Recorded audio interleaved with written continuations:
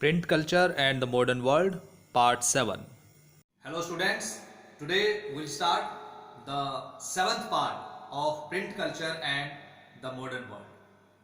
I hope that till now you are understanding that how print culture spread in India and what kinds of the ways in which the presses were set up in India and different kinds of books were published.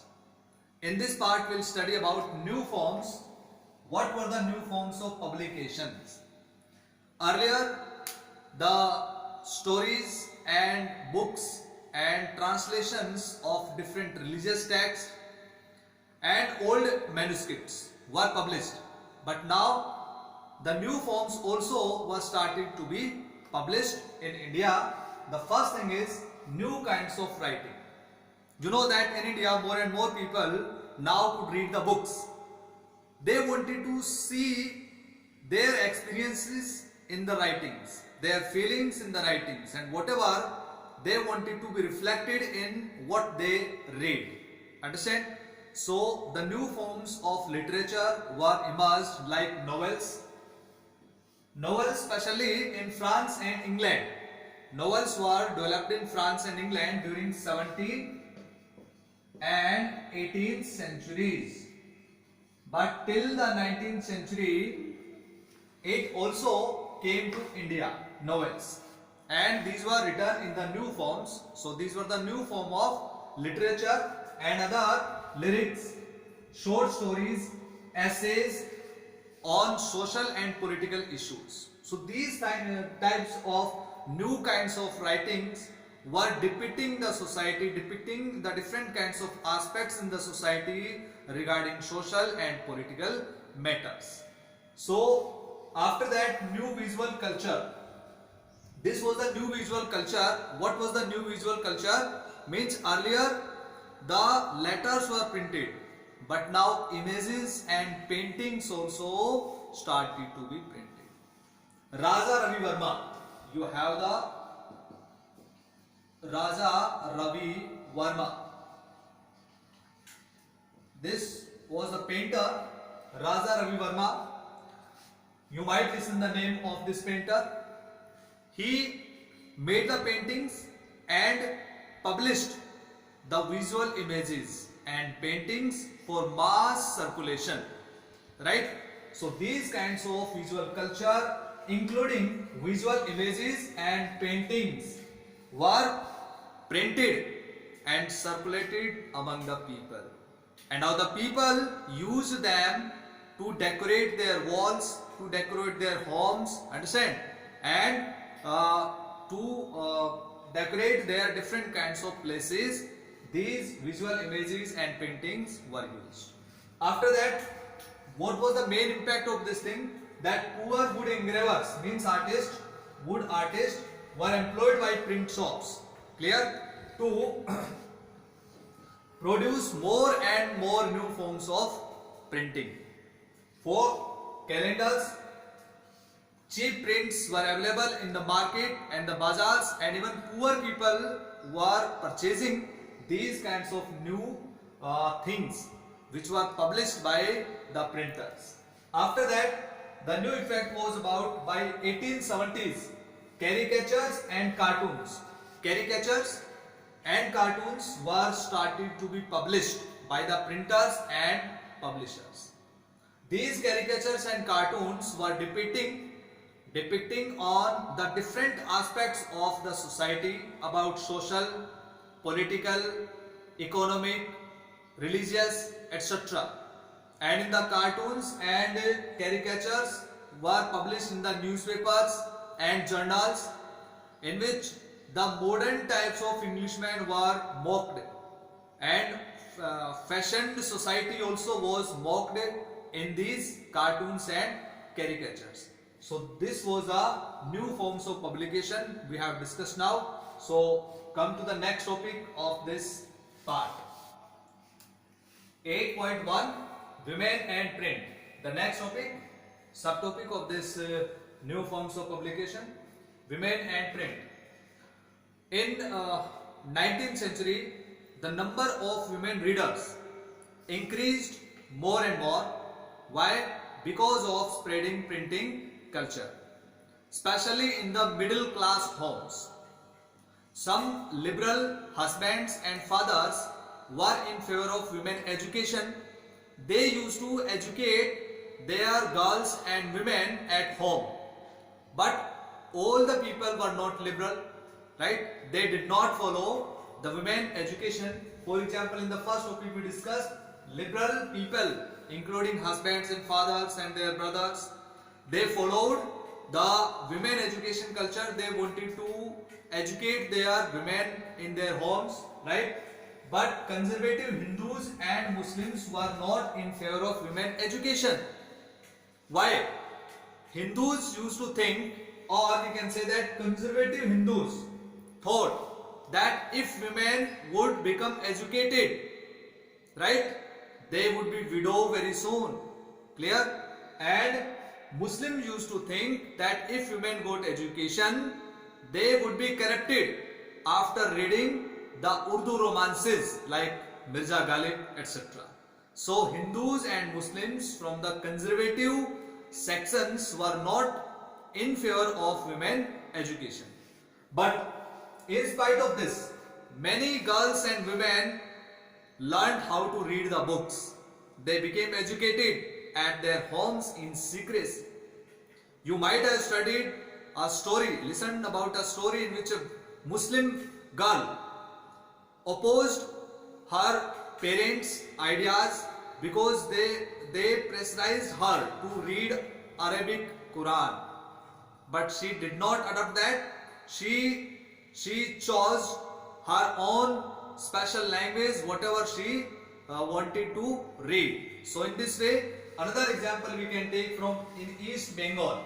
In East Bengal, in the 19th century, Rasa Sundari Devi. This is the example. Rasa Sundari Devi in the 19th century, she was not educated. She could not read the books, but she learned how to read the books. She became educated and she learned in her home, in her kitchen, in secrecy. After that, she wrote her autobiography in Bengali language. The name of that autobiography was Amar Jivan. Amar Jivan. This book was published in 1876. 1876. So, and one more important thing about Amar Jivan, that it was the first full-length autobiography in Bengali language. Dear students, you must remember that which was the, sometimes the question is asked, which was the first full-length autobiography in Bengali language? So you have to give the answer, Amar Jivan, published in 1876, written by Rasa Sundari Devi. Right? She wrote about her experience. After that, from 1860s, Kailash Vasni Devi in Bengal. Kailash Vasni Devi in Bengal.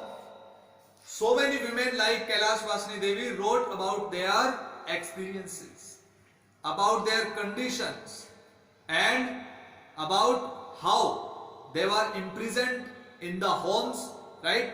And how they were imposed to pay the duties for the domestic work like this.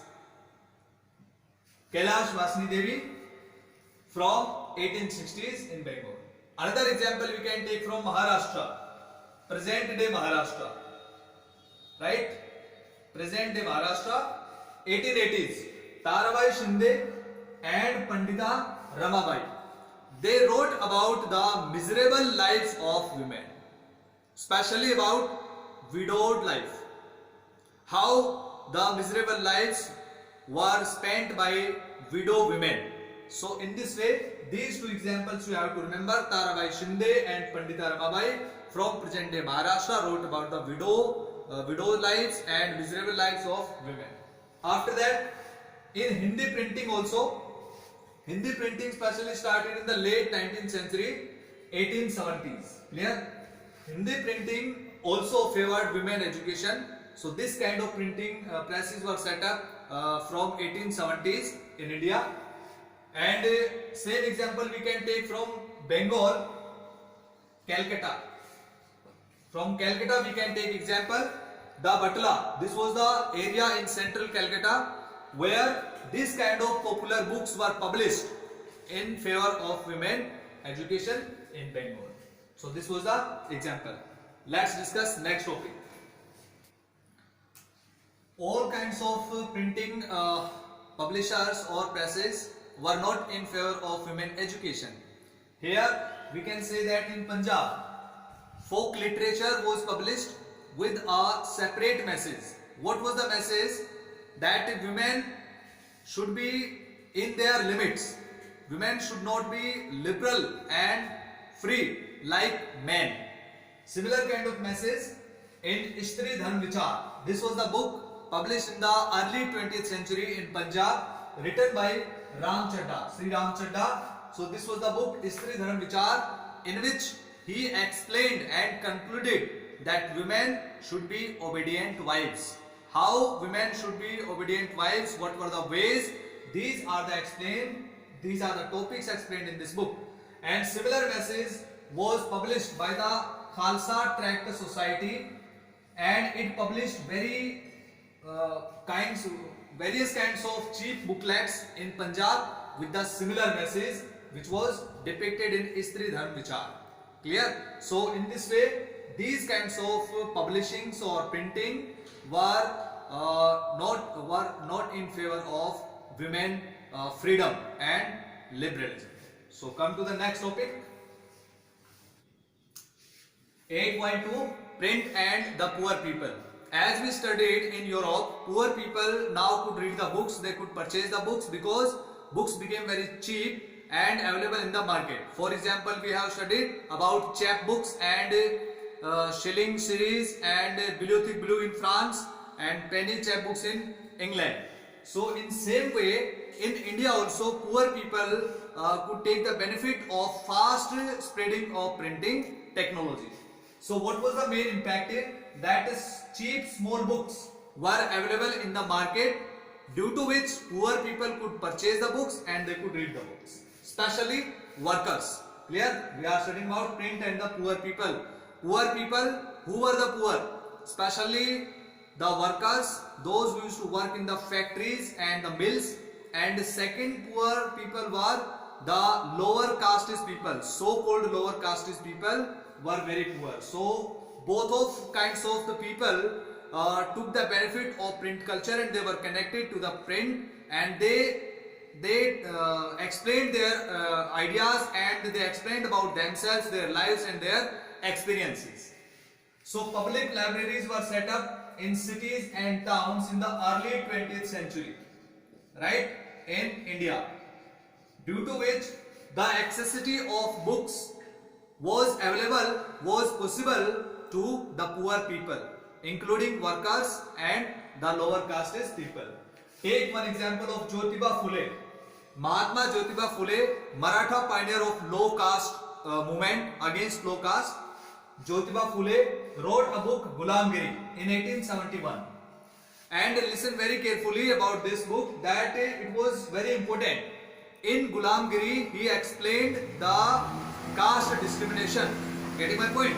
He explained about the caste discrimination and he compared the caste discrimination in India and color based discrimination in the USA or in America. Clear? You have to remember the thing. Caste discrimination in India was compared with the color discrimination in America. In 1871 this book was written. Another book was written by Kashi Baba. He was a mill worker in Kanpur. Clear? He was a mill worker in Kanpur. Kashi Baba. He wrote Chote aur Bade ka Sawal. This book was written and published in 1938. There was another special thing about this book, Chote aur Bade ka Sawal, that this book was written with the idea of caste discrimination and class discrimination. In this book, he explained and he compared caste discrimination with the class discrimination.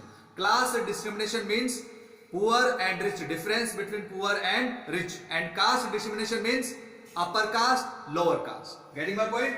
So another Sudarshan Chakra. This was not the real name of this person. He was also a mill worker, right, in Kanpur. Sudarshan Chakra, he wrote the poems during this period 1935 to 1955 with the name of Sudarshan Chakra, and the collection of the poems written by him was published as Sachi Kavitaएं. Sachi Kavitaएं. This was also against the caste discrimination, and so many other writers like Bhimrao Ambedkar and Ramaswamy Naikar in Madras, Bhimrao Ambedkar in Maharashtra, and other writers and authors from lower castes and from working classes wrote about their experiences against these kinds of discriminative manners in the society. So dear students, this was the topic of new forms of publication in which we discussed the above topics. I hope that you understood, and if you have doubt you can ask me by writing in the comment box. Thank you. Have a nice day.